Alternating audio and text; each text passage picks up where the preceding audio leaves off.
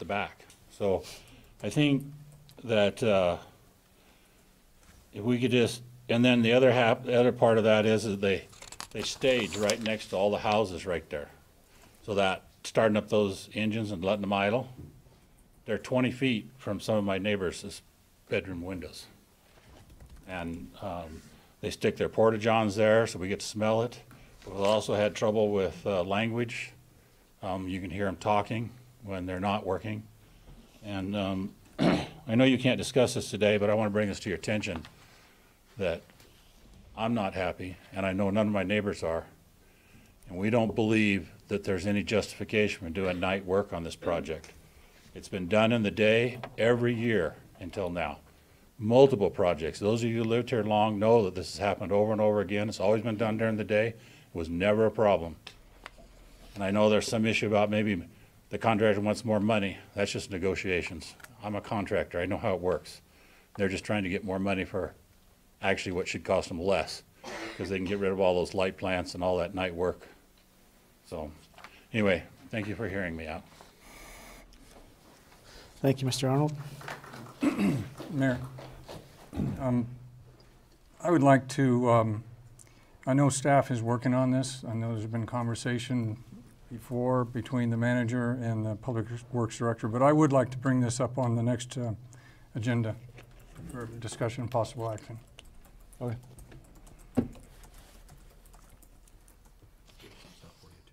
Okay.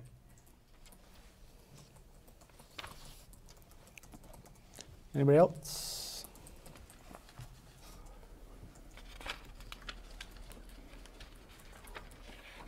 Thank you for hearing me out. My name's Carl McDonald. I'm one of Jim's neighbors at 1633 San Juan Court.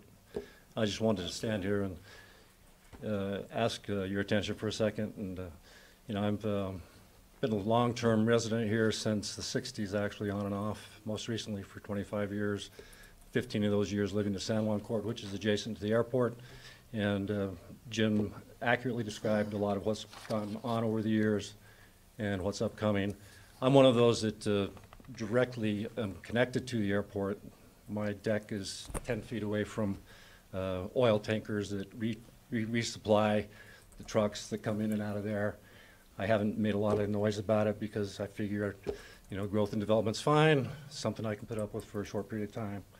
I don't know why they necessarily have to park right outside of my fence, where the airport's a lot larger than that. It's nice and convenient for them maybe, but not so convenient for me. I guess what I'm just want to go on record saying that I agree with Jim. It is a bit of an inconvenience and certainly affects our lifestyle at the moment, and I'd like to ask your consideration and compassion in considering that. I know we're a small group, small neighborhood, but we're good, upstanding, tax-paying citizens. So thank you for your attention. Thank you.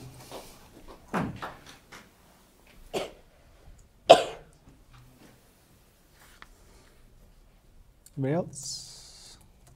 Mr. Hunter?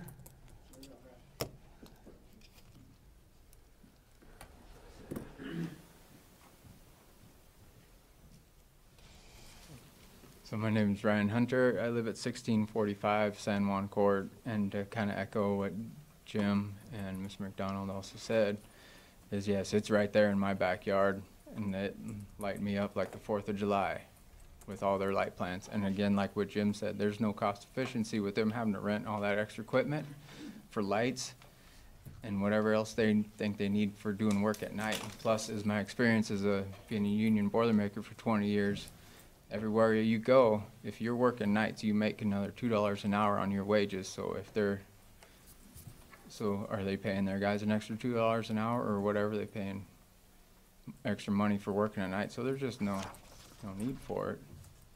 And again, like the school's 2 hours, a couple times during the day, in the morning or in the evening, afternoon time. I mean, they could subdue their operations a little bit to allow that to pass and then carry on. And there'd be a lot less disturbance to everybody else. I understand there are some people that maybe work nights, and that's inherent part of some jobs. I mean, I've done that too, work days and work nights, but I mean, it's harder to sleep during the day than it is at night because it does mess your schedule up, and it is safety issues. There's a lot of safety issues with working at night. You got to be a lot more careful, and the shadows hide everything, especially the uneven ground. Heavy equipment moving, they can't see. And do they have to hire extra people to be flaggers for these guys backing up and stuff too? So there's a lot of other costs that could be added in to working at night compared to working during the day. So, thank you. Thank you.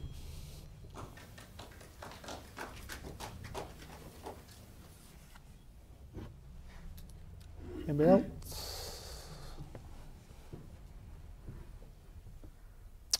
Alrighty, we're gonna close the public comments. We're gonna move on to reports and announcements. I only have one announcement, that tomorrow we're meeting with Coconino Community Human Health and Human Services at the police station tomorrow at 9 to go over the COVID-19 virus. So we're working on that. The community's working on that, and we're meeting with the county officials tomorrow.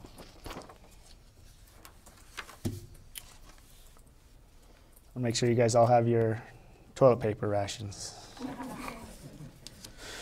That's all the announcements I have. Do you have any announcements? I think I did enough yesterday. Okay. Boards and commissions. Any reports on boards and commissions? The Parks and Recreation Board met on the 2nd, and what used to be called the Grandview Knoll is now the Grandview Overlook Park, and there is a ribbon cutting tentative for 9 o'clock on March 28th.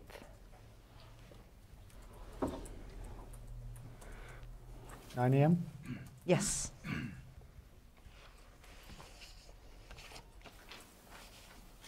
You had a meeting last night where they presented their budget, and they'll be bringing it to us in a joint meeting in May.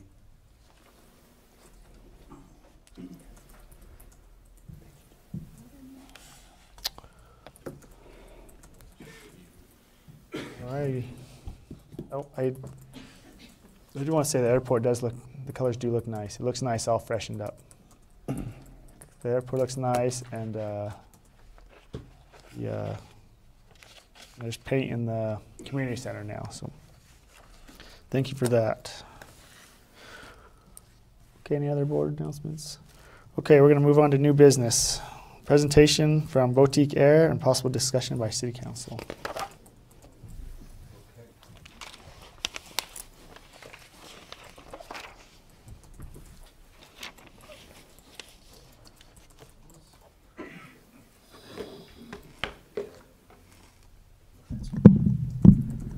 Okay. Can you hear me okay? Yep. All right. Well, thank you, Mayor. It's a pleasure to be here. My name is Sean Simpson. I am the CEO of Boutique Air. I have with me a couple colleagues, Matt Butcher, he's our Director of Operations, and also Brian Conrad, our Assistant General Manager. So, we've been here before. It's good to be back. And I've got a presentation here I wanted to run through with y'all. There are quite a few slides. I'm gonna try and spend more time on the ones that I think are most relevant, and kind of buzz through the ones that are probably less relevant. So, just a little quick background on. Oh, let's see. On. Turn it on.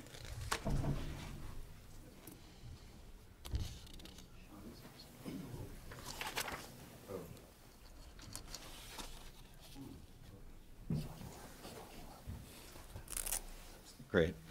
Okay, so I started the company about 10 years ago. We started from California and just got started in the essential air service market about 6 years ago. And we've had a focus on reliability, customer service, and technology. And that's allowed us to grow quite a bit. Let's see here. Let's see. In terms of what we've got going on, we have about 35 aircraft, and we're flying all over the United States. We do have a specialization in serving organizations and communities such as Page. As far as some of the things that we've also got going on, we recently joined up with United Airlines for a pilot program, which has been really helpful because there's been a big pilot crisis going on lately. And then right there, this is just a little background. This is one of the aircraft that we use. It's on the smaller side, it's a 8 or 9 passenger airplane, and it's been the bread and butter airplane for our growth and success. It's extremely comfortable, pressurized plane, just a great runaway success in aviation. It's called the Pilatus PC-12, Swiss-made. And got a few other airplanes too. That's a King Air 350, and then there's also another one called a Piaggio. So we use a combination of aircraft. Sometimes some of them are a little bit better for certain uses than others. Right there, kind of hard to see. This is a route map, and we've just got operations across the country here. So, getting into the area here in the region of Page, these are just some of the cities that we operate in and out of, and kind of cutting to the chase. We in this case we've proposed 3 different possible service patterns for Page, and we are applying in this case. Our application and our proposal is what we call alternative EAS, which means that there's just a little bit more flexibility to it. One of the differences is we can be partway through. If we were to service Page, we could be partway through this and decide along with the city, hey, let's try something different, and it's very easy to do something different. So option number 1 is pretty simple. We've got a low season and a high season. So the low season is, I believe, Brian, we have that at 26 weeks, is that right? Or 21? No. 21 and 31, okay. So low season, basically when it's slower in the winter, is we would have 3 round trips a day to Phoenix, and high season would basically be 4 round trips a day to Phoenix. So this is really simple. It expands a little bit with the seasonality and the tourist nature of Page. And, and that compares with right now, there's only, if I'm not mistaken, 1 round trip, and the hours of the flights are not terribly convenient. So if we did something like this, it would really mean flights that are going from morning till night all day long. And it's pretty good, in fact. So the second option, it is a Phoenix 2 times a day, and then 1 trip during the middle of the day to either Denver or Los Angeles. So that's pretty good. And in the low season and high season are not so different, but in the high season we have a few more trips to Phoenix. And then last, we have a Phoenix, Las Vegas, both Phoenix and Las Vegas option. And I've got a couple just maps here, and I think everyone knows where these places are. One of the key things about Denver is that it's a big United hub, and the thing about Phoenix is it's a big American hub. So having both of those hubs in the mix is probably a really good thing. Here's just another slide, showing some maps with both Denver and LAX. We have this third option with Las Vegas. That's another possibility. Kind of talking about this a little bit more, as everyone is well aware, we've got the coronavirus, in full effect right now. It's really hard to know how long this is going to last. We know that Page has a huge dependency on tourism for its economy. So I will say that, one of the important things that we bring is interline relationships with both American and with United. And so in an environment where tourism is already struggling, with what we've got coming up here, I mean, who knows? We just had a lockdown on, I think, all of Europe from the United States. So, from my perspective, those partnerships with the major airlines that are going to give any type of edge to getting people here, I think are going to be really helpful to just, maybe salvage is the wrong word for it, but we're already going to be in a challenging environment, it seems, for months to come. And so that's just kind of my opinion, is that the interline relationships with the major airlines are going to be really positive and helpful for a place like Page, which my understanding is that you don't have much of that right now with the current carrier. So these are just a few slides on some of the technology we built. I have a background in technology. I worked at a company called Google for a while, and that was great. And then I left and started this airline. So just some more slides on technology. We've got a lot of good tech in there. This is a slide. In fact, this shows a little bit about options for pilots being able to help choose their own schedule, which makes it good for them. We've got some different regions in the country for customer service. We've got a lot of phone service. We've got all kinds of people answering the phones all the time. Brian Conrad has been really instrumental in that. And in terms of things you can do online, we've got status, of course, on our website, and we also have vouchers in case people want to have books of tickets. That's very easy to do also on our website.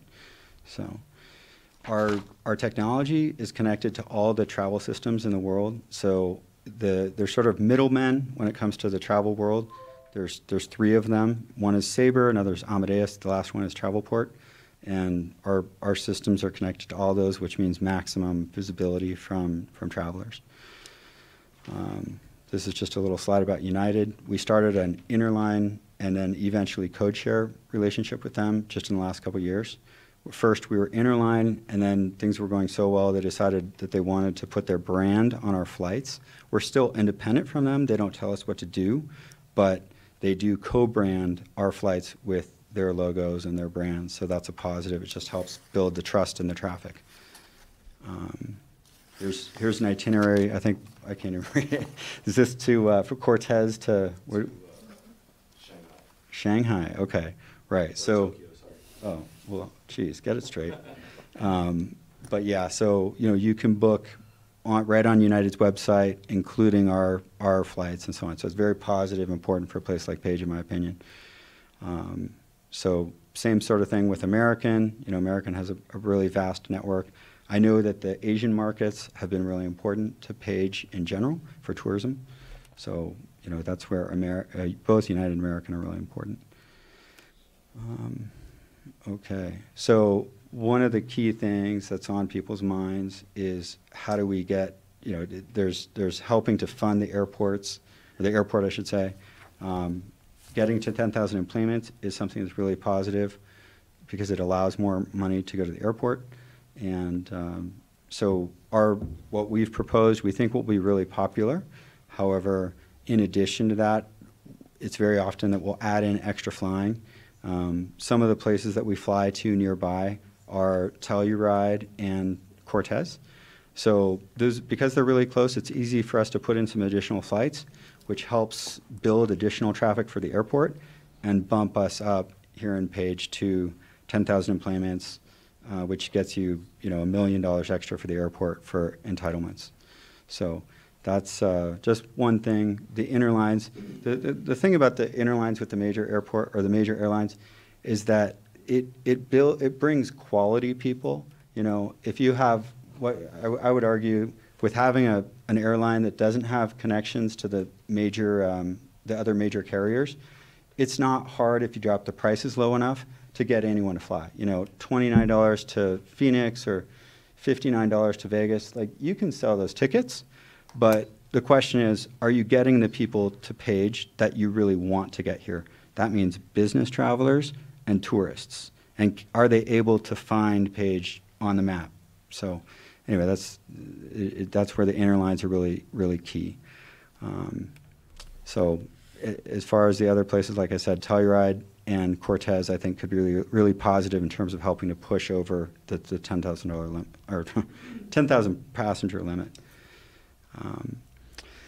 As far as marketing, we do the typical standard marketing, which is radio, TV, web advertising, newspapers, and so on.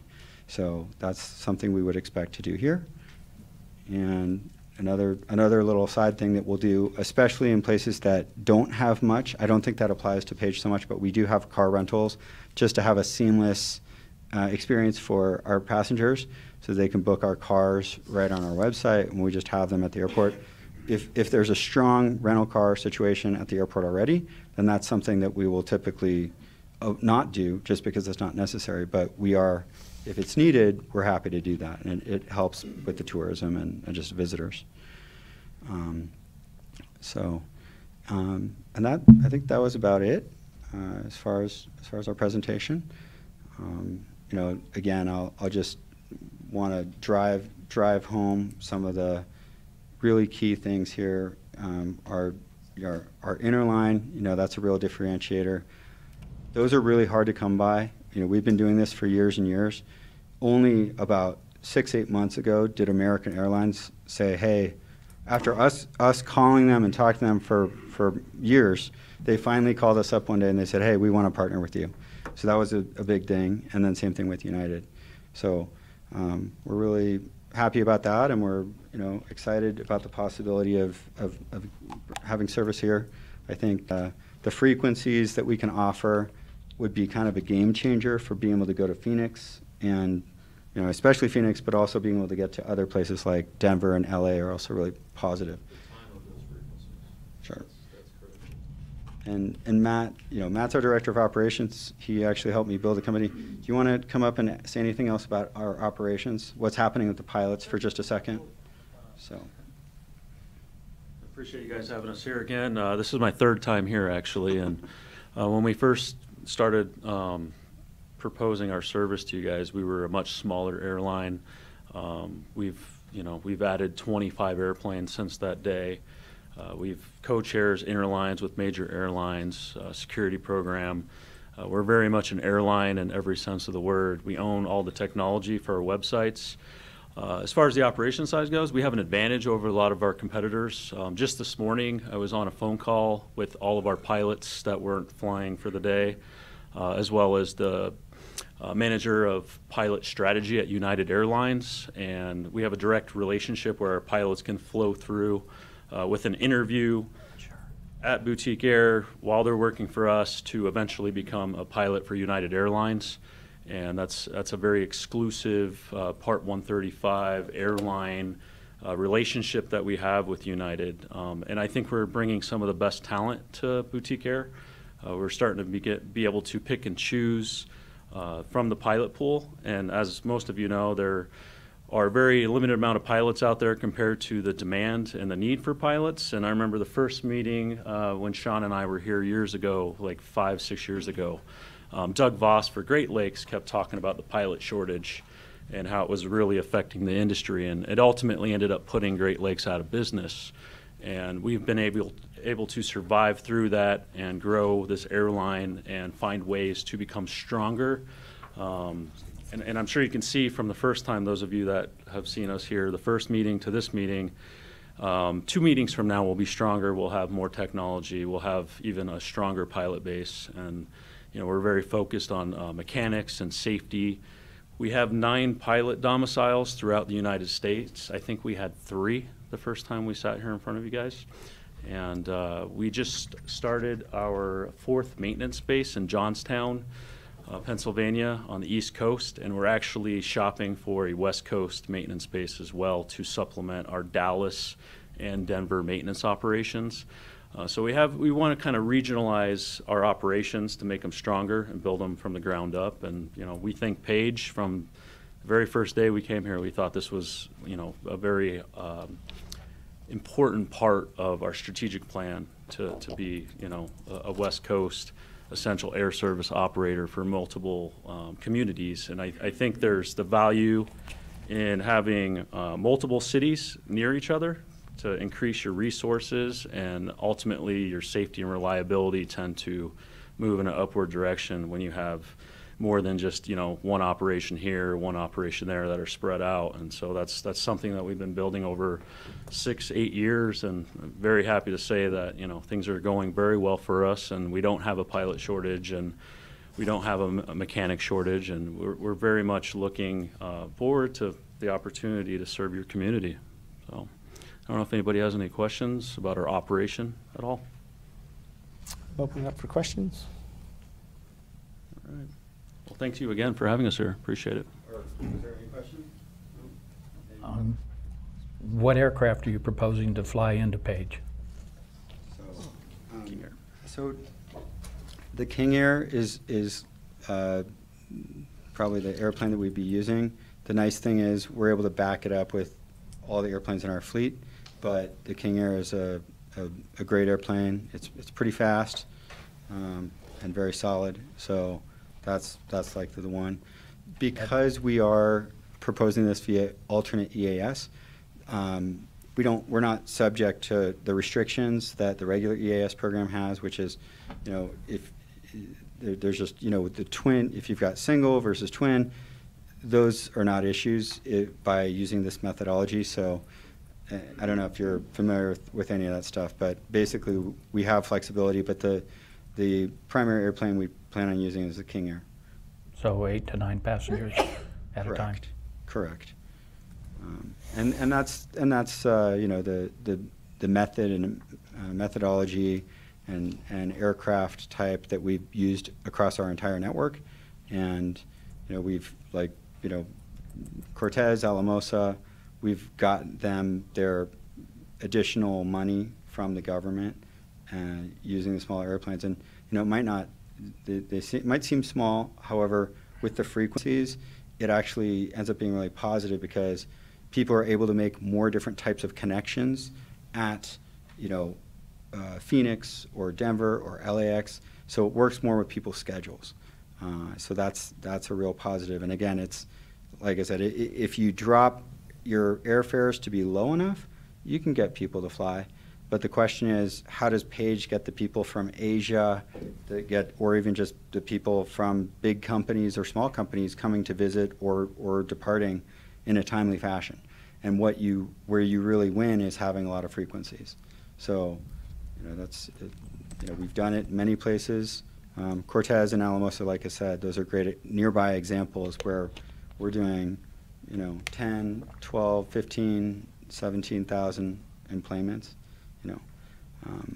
and that's without adding in extra flights, to other places such as Telluride. So. Depending on your options, it looks like your average fare goes anywhere from $55 to $142, and that's one way. Yeah. So, I'll just a comment on our fare structures, how our fares work in general. So, first of all, like other airlines, on every flight, the fare that you might pay starts out low, and then as the plane fills up, it becomes higher. So the last seat is more expensive than the first seat. Our average fare across the company is about $70, just to give you an idea. So, and for the routes here, I would expect the same sort of thing. So we might have, starting fares at $49, $59, $69, and they might range up to $99, $110, depending on the destination, right? So because Phoenix is really close, we could expect to pay less because it's a shorter flight. If we ended up doing options to Denver, then it's nearly twice the distance to Denver.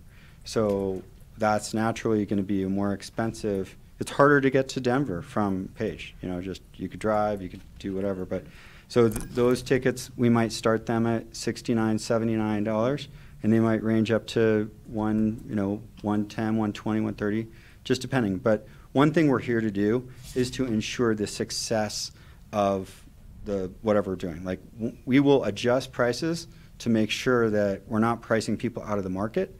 And I would rather make less money and have full planes than have empty planes with one guy paying $500 for his ticket. That's just not what we do. I just know right now, for our community, it's nice to have a lower option for flying in and out, because the air service is also going to be for the people who live in Page, to where they have to go to doctor's appointments in Phoenix and that sort of thing. And right now they can get there and back if they book it ahead of time for about $100. Mm-hmm. Whereas for your option 3 pricing, it says for the average fare to the Phoenix Las Vegas, if I'm reading it right, would be $142. Yeah, well, that would be a range of fares, but on the Vegas flight in particular, if Vegas is something that's really important, then that's kind of where we put that there. But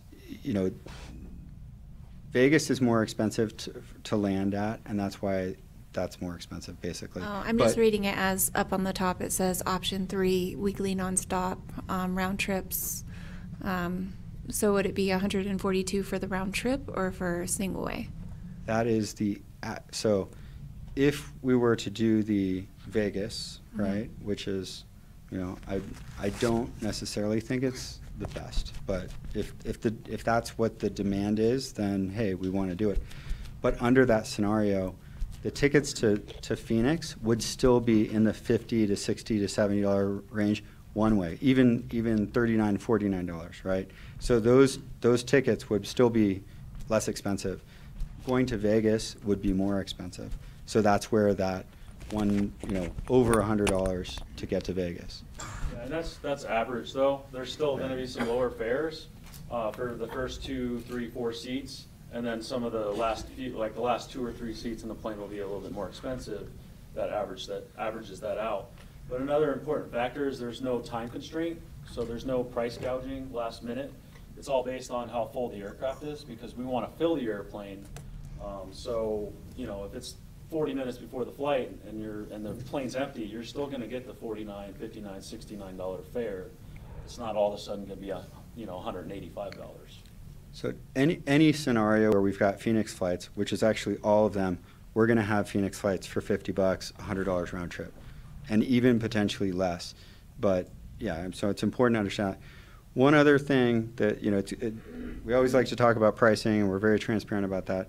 But one other thing that's actually kind of cool is that we have our own pricing, and that's fine, and we control it, and we try and make it reasonable because it's a subsidized service. But the other thing is, because we are code share partners with United, one of the two things, what's the difference between an interline and a code share? Well, we started off with interline with American and interline with United.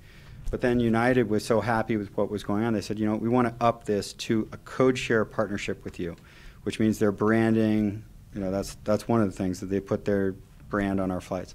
But the other really important thing that it means is that under a code share purchase, like if you go to united.com and if United puts their flight numbers on our flights to say Phoenix or Denver, then the pricing becomes algorithmic. So what that means is that you find some trip from Page to, New York or London or wherever, and suddenly that pricing is no longer what we put on our site, plus whatever they have. It actually can be a lot less expensive, and you can get deals. That's how they just do it. So we might end up, just how it is, we might only get $20 or even $15 or something really small, just depending on how that goes. So that is unique to United Code Share, and the customers can really benefit from that. It can go the other way too, where it's like, wow, if I buy this through ticket code share on United, it's way more expensive. If I just buy a Boutique and United ticket, it ends up being less. That can happen, but it's less common. But it is a benefit. There's like an alternate pricing with United because of the code share. And I think one of the huge benefits with going with Boutique Air is we do the morning flight at 6 a.m. out of Page, and we bring you back at 6 or 7 or 8 o'clock at night. And then we have other flights in throughout the day as well.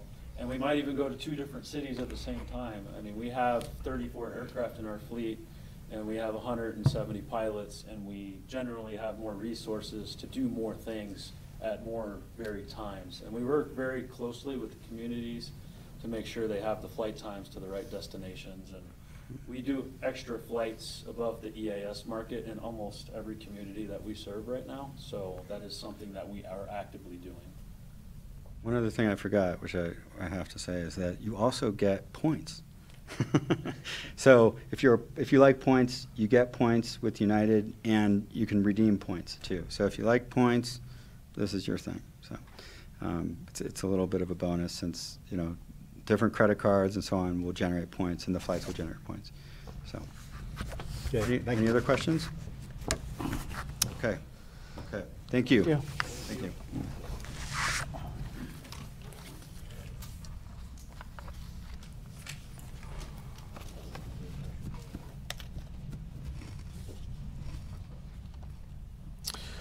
.2 Discussion and possible action pertaining to a change order to widen the entry lanes at Horseshoe Bend. Mr. Chris Jensen.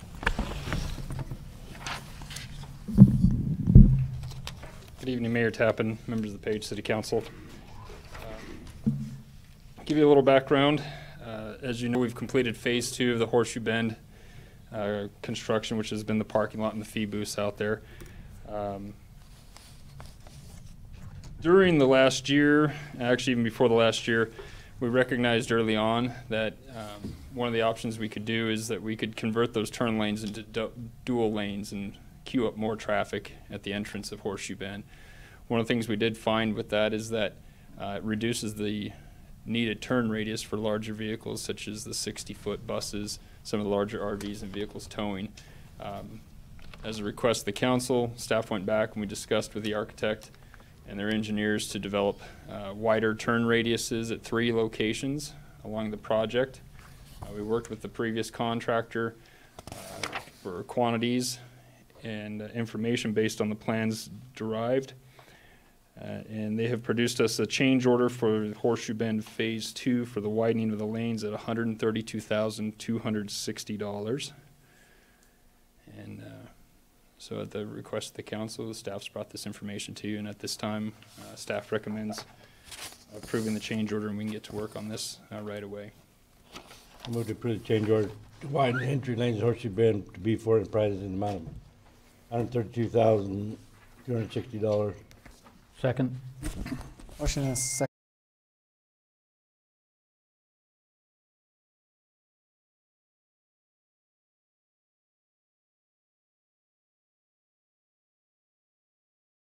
Currently on several projects, so they'll get started on it as quickly as they can, but I suspect within the next 30 days they'll be started on that project. Any other questions? Okay, I'll call for the question. All in favor, say aye. Aye. Opposed? Mayor, I abstain. One abstention. No, Council Warner did not vote. Motion passes 6-0 with those voting. Thank you. 13.3 Discussion possible action pertaining to a land purchase for city property located on Scenic Drive, approximately 4.4 acres. Ordinance number 670-20. Clerk, please introduce.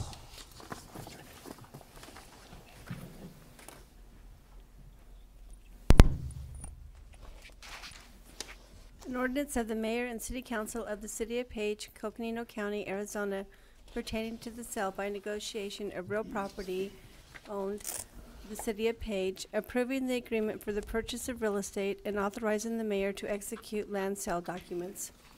Move to adopt ordinance 670-20. Second. Motion is second. Any further discussion? All in favor say aye. Aye. Opposed? Motion passes unanimously. Moving right along, 13.4, discussion of possible action pertaining to Councillor Cormier's letter of resignation.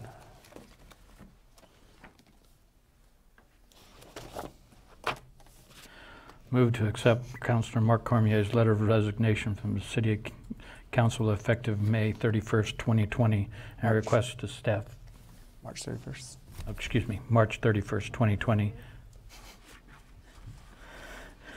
And a request to staff to publish a request for letters of interest to fill the vacancy with a deadline of April 1st, 2020 at 5 p.m. Second. Motion and a second. All in favor, say aye. Aye. Opposed? Motion passes unanimously with those voting, 6-0. I guess we'll let you go. I didn't vote. Yeah, Yeah, we 6-0. heard that. We'll miss you up here. I'll miss you guys.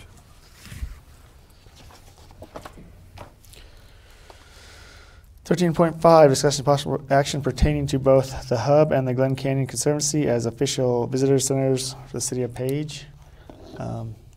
Back last year, I think we should all got a stack of letters of citizens that that said we needed a visitor center. And Tim's office has been working with the AOT. And we are going to be, there's a possibility we could be the first. I'm going to let Tim explain. Mr. Mayor, that we would be the first city in Arizona that would be designated to have 2 visitor centers, if that be the will of the council. I make motion to designate both the Hub and the Glen Canyon Conservancy as official visitor centers for the city of Page. Second. Motion and second. Any further discussion? I actually, because I do not believe the entire council knows this, I would like Tim to discuss some of the waivers that have been, or discussions that have been with AOT in reference to the requirements for designation. Sure. Mr. Mayor, members of the council, we have a very good city attorney is what we have.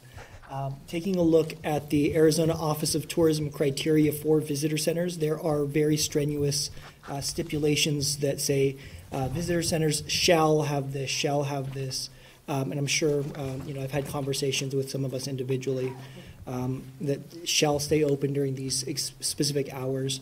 In legal terms, that means it must be done. In AOT terms, and you saw on your desk here today, that is more flexible. So the Arizona Office of Tourism had taken a look at both proposals and given it the thumbs up. Thank you. A motion and a second. All in favor of becoming a first for Arizona, say aye. Aye. Aye. Opposed? Motion passes unanimously.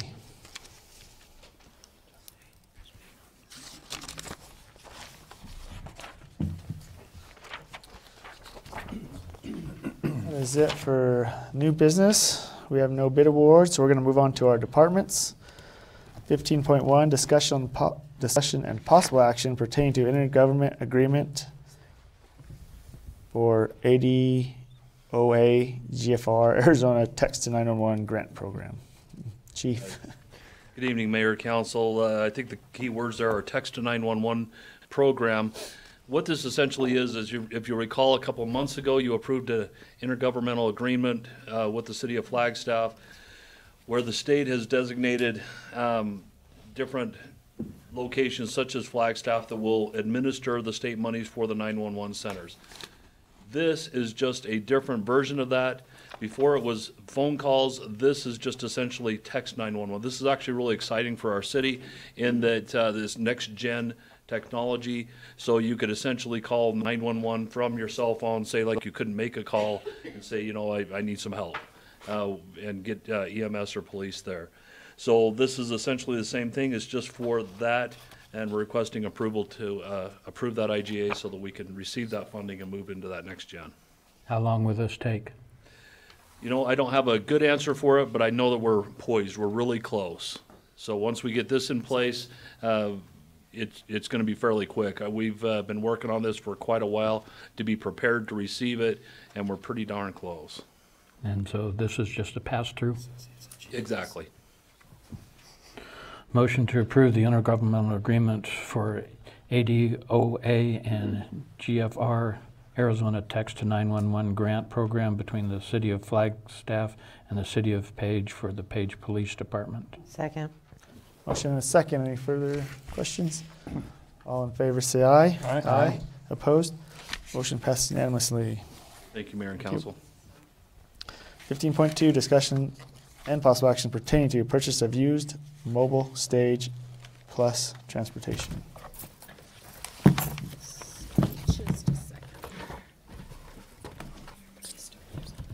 Cormier. Sorry.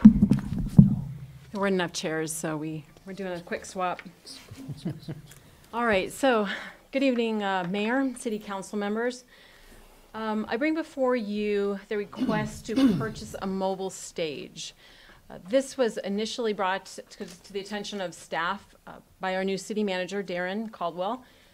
He had some experience with this in the past, and he also did some research, and we discovered that the city of Chandler had one. And when we reached out to them, they said we use it all the time. They said it's a fabulous use because we can put it wherever we need to. After a while, their techs basically, which would be probably my Parks and Trails guys, learn it very quickly and efficiently, and they can set it up and move it. It also could be an item where we could, as needed, if people came into town and basically wanted to rent it or whatever, we could do that as well. But right now, as a town, we're looking to enhance our visitors' experience as well as more activities for our town residents. So I don't know if any of you attended Christmas in the Park, but we did what we could in regards to our local singers. We kind of had basically, what would you call it, Kyle? Stage.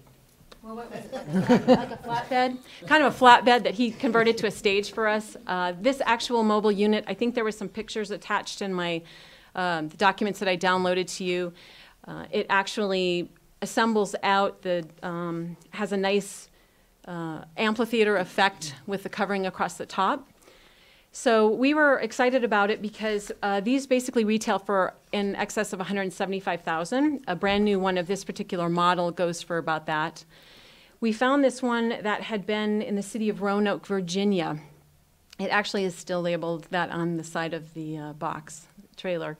But it had been sold to a gentleman in Indiana. It is in Indiana, right? Yeah, it's in Indiana right now. And we talked to the owner who has it right now, and it's kind of nice because he's very protective of it. He's like, I want this to go to a good home. I've taken good care of it. All the hydraulics work. You will take care of it, right? You know, so he agreed to have one of our staff fly there for the day, and they would spend 24 hours showing us how to use it, make sure that we understood the safety features, how it all worked. And then it's actually on soundbroker.com, and that company would assist us in basically transferring it or transportation out here. So they said they would try to find the cheapest way. Instead of pulling it, if they could find a rail car, it would be less stress on the actual unit. But they said that's their expertise. And so at this point, the unit is $38,000, and we've estimated another $5,000 for transportation just on the high-end side. So thoughts or questions? Open up for questions. I'm not really hot on this idea. I guess I'm warm. The reason I say that is I don't know that we've really experienced an over demand for this type of activity. I think it's great that we would entertain perhaps going forward. Also, I'm a little reluctant in spending $45,000, $43,000 at this point, right at the cusp of a total redesign of our downtown, our park, our event area, and our centers that may encompass a larger and better venue for what we're trying to accomplish. So it could be another dunk tank at the Public Works Yard.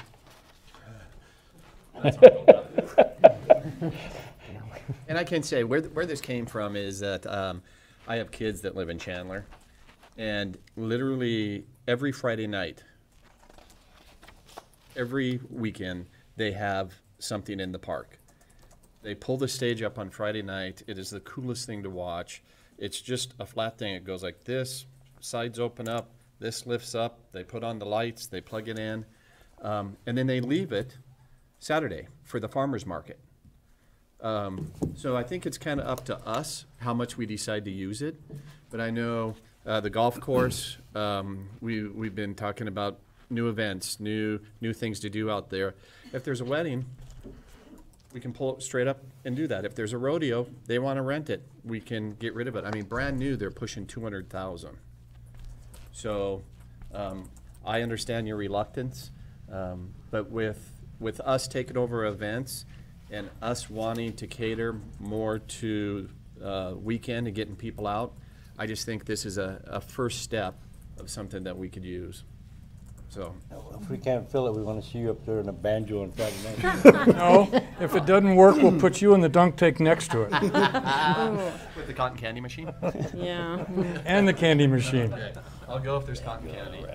I move to approve the purchase of the used mobile stage plus transportation for, as presented, for $43,000. Second. So plus transportation, you said, that's what I heard, right? But no, 38, but no 38 amount. plus. Okay. He said 43. Purchase and plus transportation for a total of 43. Second. Further discussion? This will be our 4th stage in town, so hopefully this one could get used. We have 4? Where are the other ones hidden? There's one right out here, there's the CIB, and then there's the amphitheater. So we're gonna use this one. This will move wherever you need it. All in favor, say aye. Aye. Opposed? Motion passes unanimously. Thank you. You're back up. All right. You're back up. Was that Drew's or yours? That's Drew's, okay. Don't go anywhere. 15.3, discussion possible action pertaining to lease of new golf carts, beverage cart, and a range unit for the Lake Powell National Golf Course. All right, so good evening again. Last September, when we transitioned Aramark, the golf course from Aramark back to the city of Page, at the time we went ahead and we opted to purchase the existing golf carts. We are in a very strategic position right now as owners of those golf carts. Usually it's a rental basis, and at the end they come, they take them away. This was a unique situation, and the problem is that we're at a strategic point now where those golf carts are going to start costing us more money than they're worth. But we have put together 3 bids that we would like your help assessing tonight. And if you noticed on the compilation page that I have there, we were able to work with all 3 of the vendors to apply the full value of the trade-in to the lease value, which would, help the bottom line definitely over at the golf course versus just be handed a check. They ran the numbers both ways for us. So at this point, I'm going to turn it over to our golf professional, Jake Hunter, and I'm going to let him kind of talk about all 3 pros and cons. And at that point, then we would love your feedback. So, all right, thank you. Thank you, Mr. Mayor, Council. First off, I've been at Lake Powell National for 7 years now. When I started, we inherited 2006, 7, and 8 golf carts. It was a bad situation. It was a bit of a nightmare. Some of those carts wouldn't even make it 9 holes. It was quite embarrassing to have to deliver a cart to the 5th hole to a group, and then again to deliver a cart on the 11th hole.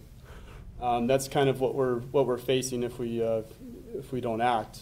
And now is, like Lynn said, now is a good time to act because we do have quite a bit of equity in the carts that we own.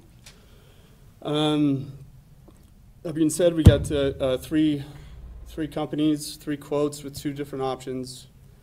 We kind of have an A, B, and C here. I'll start with our A cart. That would be the club car. Club cars it's an elite car. It's beautiful. It comes with the lithium battery, and that's a big deal. The lithium battery is 250 pounds lighter than what our current carts have with the 6 lead acid batteries. So 250 pounds lighter. That's less wear and tear on the golf cart and the golf course. Maintenance-free battery as well. So right now, our cart service staff spends hours and hours a month. They have to service each cart. We have 62 carts. To service them with water twice a month. That would go away. Also, there's energy savings as well. The club car comes with the onboard GPS, the Golfer Experience Package. So I don't know if any of you have seen that before, but it's actually a screen in the golf cart that will show the hole, give you yardages to bunkers, hazards, and also to the center of the green. Another nice thing that this technology will have, it will actually track carts elsewhere on the golf course. So we actually have quite a few blind holes out there, number 3, number 7, number 12. I've hit into people on 3 by accident many times. With this technology, I'd be able to see if there's a cart ahead of us. They also have a speed governor. Our current carts have that as well, so that just helps going downhill not to lose control. And I will say that the club car representatives were very professional. David Nelson, Tom Closeri, they visited us twice and actually left us one of their cars for 7 days for all of our guests to see. We let quite a few other people test it out. Has a very nice ride. Do you want me to go through the numbers at all, or? If you just want to highlight them, you can. Yeah, I mean, they came in with a very aggressive trade-in with $1,800 per car, which is $111,000, much higher than the other two. Now on to E-Z-GO. E-Z-GO is a kind of a standard cart. That's probably the one I'm most familiar with. That's probably what I see at most golf courses is E-Z-GO. We're familiar with it. It's been at Lake Powell National for as long as I can remember. We've had E-Z-GO cars there. They also have the lithium battery, 8-year warranty, maintenance-free. One feature of their car that I really like is that they have automatic locking brake. So I don't know if sometimes they're stomping on the brake to get it to lock. This one, as soon as the cart stops, it's locked. Visually, I think it's a good-looking car. It's probably preferable. Also, color options are preferable. They offered us a little bit less, $1,500 a car. So that comes out to $93,000 on the trade-in value. So the reason I would put them at B, so A, club car, B, E-Z-GO, they came in at real similar. I mean, it's pretty much a wash on the per month, both after trade and without trade. But with the club car, you get that GPS bonus, that golfer experience package. And then lastly, Yamaha, our C-Cart. They were the last one to visit us. And I wasn't expecting much, but I was actually impressed. It's a pretty standard car. It's pretty bare bones, although it did have a nice dash configuration. I really liked where your cups go and your cell phones, and it was pretty nice. However, they do not have the lithium battery. It is a Trojan lead acid battery, but it is also maintenance free. And it does have a 5-year warranty throughout the time of the lease. As far as the cart as well, it had a solid ride. It had wider seats, and also it was taller. So it was 3 inches taller, which I know my dad would really like because he hits his head on the roof of the cart just about every time he plays. That explains a lot, right? Yeah, he's concussed most of the time. So more headroom. Another thing that I liked about Yamaha was a service package where at no charge, if we ever had 2 carts out of service, they would send a tech. So I thought that was a nice feature. They were kind of in between club car and E-Z-GO as far as the trade-in. They are substantially lower payment. But again, it's a pretty Jake, did I see that bare bones? That doesn't have a governor on it? Correct. That's the big concern with the Yamaha. So we can set the speed, whether 13 miles an hour, 14, 15. So if we set it at 13, it could go that full 13 down a hill. So there's nothing to throttle it pull them back. So you could go full speed, which would stop at 13. It wouldn't go faster than 13, but going down some of our hills, that would be awfully fast. 15. 15 is the trouble, yeah. Yeah. We've wrecked normal carts with governors. Yeah. That was our biggest concern with the Yamaha. It's a great price point, but I didn't know about the legalities or safety issues of not having a governor on our hilly golf course. Or teenagers? Yeah. Or Jake. Now on to beverage carts and range units. We haven't had a beverage cart in a long time. I know when the course first opened, there was a beverage cart, but it's been, I don't know, 15 years probably since we've had one out there. So it's an opportunity for. It's in the back. I've seen it. It's pretty. It's beyond repair. Unusable. Club Cart and E-Z-Go both offer lease options. Yamaha, it would be an outright purchase. Club Cart and E-Z-Go, the price is again pretty much the same. Having a beverage cart, it would be another opportunity to generate more revenue, especially, we would run it every weekend and on tournaments. We are kind of eliminating a ranger position. Having a beverage cart would then be our eyes out on the golf course as well. Our range unit, we currently have a 2004. It is just Band-Aid everywhere. It's just pieced together. It's constantly being worked on. Having a nice, reliable range unit would certainly be a benefit. So yeah, it's certainly a good time. Are these leases 1 year or $1 buyout at the end, or is at the end they come and take them and they would gone? come and take the cars. I'm not sure on the. Well, with the exception of the Yamahas, because these are outright purchase. The Yamaha beverage cart and range unit, they do not have a lease program with those. So those we would buy out and those we would own indefinitely. I'm kind of thinking, and we can check, that the beverage cart and the range unit would be $1 buyouts, but the golf carts, no. That's why we're in a very unique situation right now to actually own the existing carts right out from our transition from Aramark. Because basically at the end of 5 years, you renegotiate, they come and get new, you start over. No, we got 5 years, 5 years, 3 months, and 5.5 years on the terms of the lease. So, yeah. On those 5.5 and 5 years, 3 months, they would come and get them at the end of 5 years at no extra charge. Yeah, you can start negotiating those at 60 months. So. But there's zero salvage. In other words, they're not giving you any option to own them at the end of the lease? No, that's pretty That's common not the way they with work? all the carts, yeah. Yeah.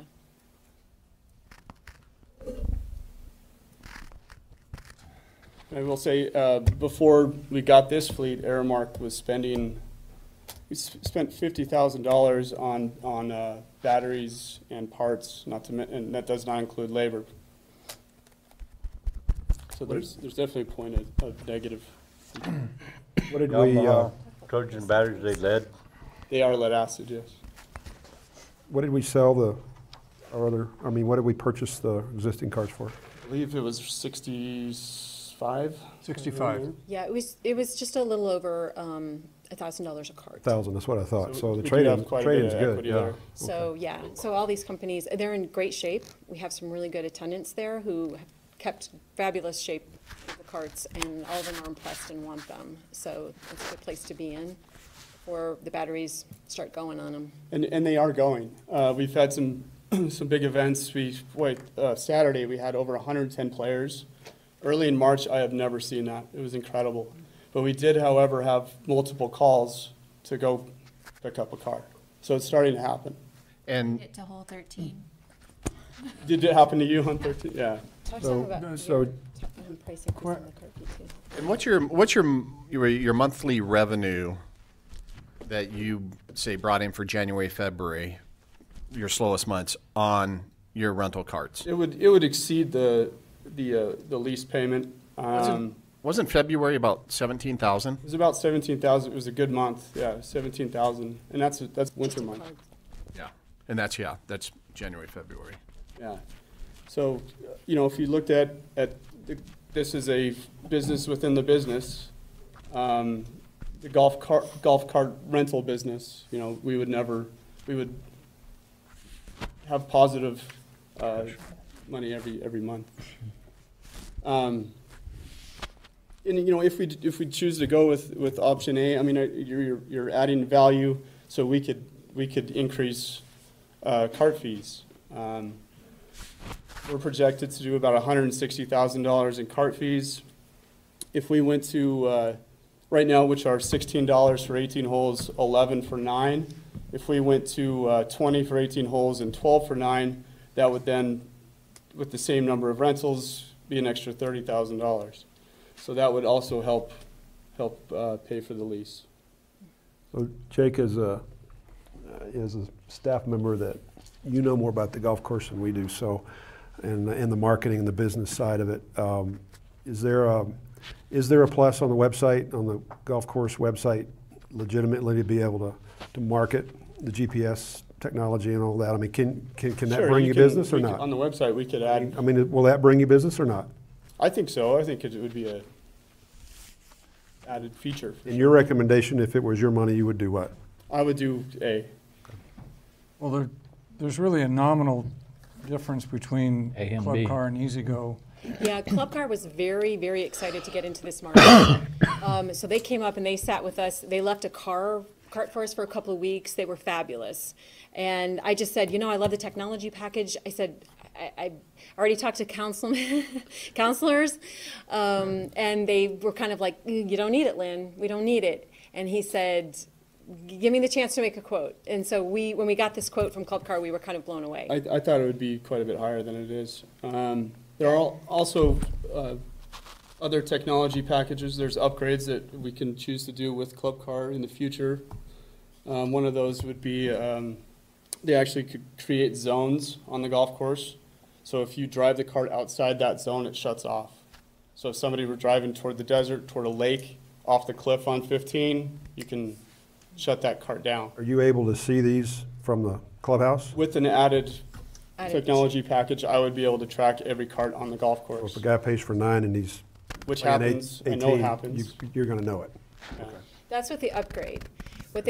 The thing with the Club Car is it automatically comes with the screen and all the technology. It's just a matter of, they've literally quoted us on the minimal package, which is what they call the golfer experience, which basically maps out the course for you. So any new visitors, anybody who hasn't played, even myself, how far from me to that nice lake area? Yeah, we do give a yardage book to our first timers, but we still have people lost out there all the time. Just a couple times this week, we've had guests play number 4 and hit their second shot to 6th green. It happens all the time. This would eliminate that kind of confusion. Right. And Jake was really good about informally talking to a number of golfers about an increase. And they said, we haven't seen an increase in the entire time you've been here. We would have no problem paying a couple extra bucks. I mean, so that was encouraging to hear as well. I mean, I think if we had a history of seeing increases, but the golf course has seen no increases. Especially if we offer them a value added. So we really liked the pricing of the Yamaha, but we are extremely concerned about the not having a governor. Where's Club Car out of? Where's their service out of? Out of Phoenix. Okay. 15,000 difference a year. Yeah, but, you know, I think you're going to get the life out of the lithium technology. It's just so much superior to the Manessa batteries. I think, you know, that's just an peak battery. Yeah. I think with the nominal difference between Club Car and E-Z-Go, first off, I'm kind of leaning toward lithium because I think it's going to be a lot more heavily performer on our course. But with the nominal difference between Club Car and E-Z-Go, most of the higher end courses you go have Club Cars. They do. It's kind of a signature. You Yeah. see E-Z-Go kind of a Chevrolet product. Right. And so if you're going to brand yourself as one of those higher end courses, I think that's a investment that would pay, worthwhile. At least the first 5 years, and then we'll go back to Yamaha. Brand X. I'm looking for a motion. Subject to review and, go ahead. Well, and then Councilor Warner, are you kind of leaning toward? Are you guys leaning toward or applying the full lease value? Which lease then would you look at? Basically applying the resale value to the lease. Okay, we would appreciate that. It would, Yeah, well, that gets rid of the extra carts and it lowers the cost. Yeah. Right. Yes. So what I would move is that we approve the lease of 62 new golf club cars and a club car beverage cart and a club car range unit for the Lake Powell National Golf Course from Club Car. And apply the salvage value to the lease. Second. Motion and a second. You got that motion? Any further comments?